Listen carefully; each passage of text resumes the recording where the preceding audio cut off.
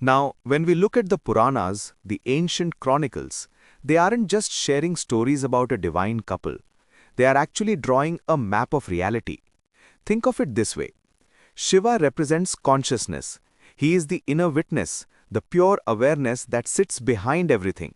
But on his own, Shiva is pure stillness. He is unmoving, detached, almost frozen in his own silence. Then you have Shakti. She is the energy, the life force, the manifestation and the very form of everything we see and touch. But Shakti without Shiva, that is pure movement, blind, directionless and chaotic. When you bring them together, you get the universe. If you take away the Shakti element, creation simply shuts down. If you take away the Shiva element, creation loses its purpose and direction. Ardhanareeshwara is a reminder to stop trying to rank these principles. One isn't superior, one isn't dominant. They are the two halves of a single absolute truth. There's a powerful narrative in the tradition that really drives this home. After the passing of Sati, Shiva withdraws completely. He becomes silent and still.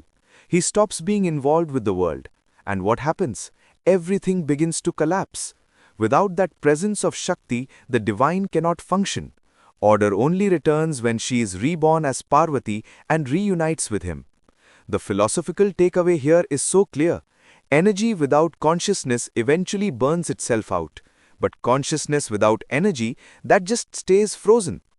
Ancient texts tell us that the divine only gains the power to act when united with this creative force. Without her, even the most supreme awareness cannot even stir or move. They are the cosmic parents, the father and the mother of all that is.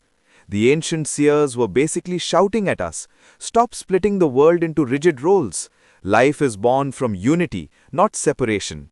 This brings us to a concept people often find difficult, non-duality or Advaita.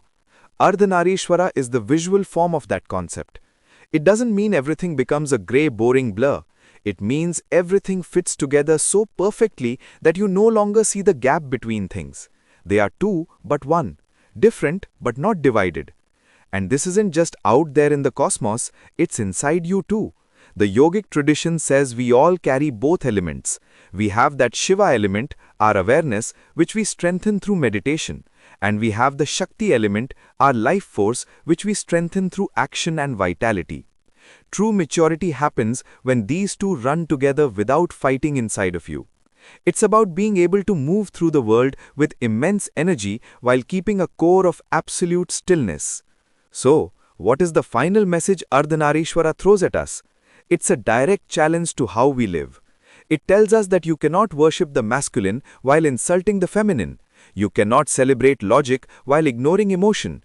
And you cannot chase outward ambition while ignoring your inner clarity.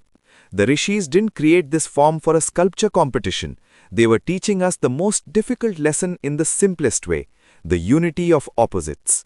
The world doesn't run on a single pole. It runs on the tension between them. Life is born in that moment when two forces realize how incomplete they are alone and how truly whole they become when they walk together. Thanks for listening today. Take a moment to think about which side of your own inner map needs a little more attention today, the stillness or the movement. Until next time.